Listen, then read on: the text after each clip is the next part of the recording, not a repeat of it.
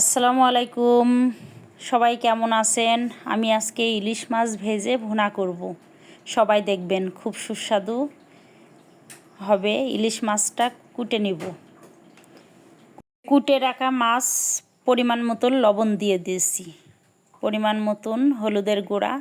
মাছটা মাখায় নিব। মাখায় নেওয়া শেষ,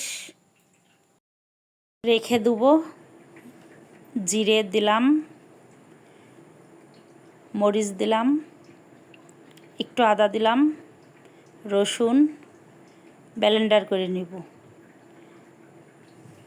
ব্লেন্ডার হয়ে গেছে, কড়াই বসাই দিব। কড়াইয়ে তেল দিলাম, মেখে রাখা মাছগুলা ভেজে নিব।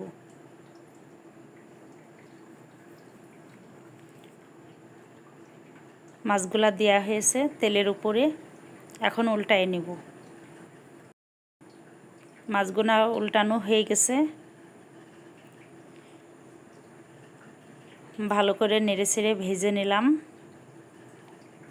মাছগুলা নামানো হয়ে গেছে। এই তেলের ভিতরে অল্প পরিমাণ তেল দিয়ে দিব। পেঁয়াজ দিয়ে দিলাম। পেঁয়াজগুলা নাড়াচাড়া দিয়ে যখন বাদামি কালারের হবে তখন মশলা দিয়ে দিতে হবে। ব্লেন্ডার করা মশলা ঢেলে দিলাম। পরিমাণ মতন হলুদ, পরিমাণ মতন লবণ দিয়ে নাড়াচাড়া দিয়ে নেব।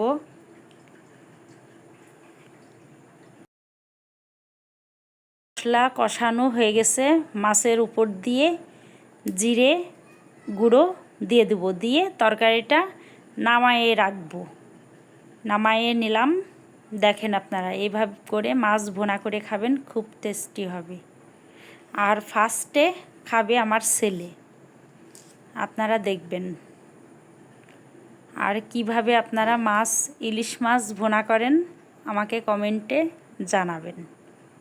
খুব সুস্বাদু হয়েছে মাছটা ভুনা।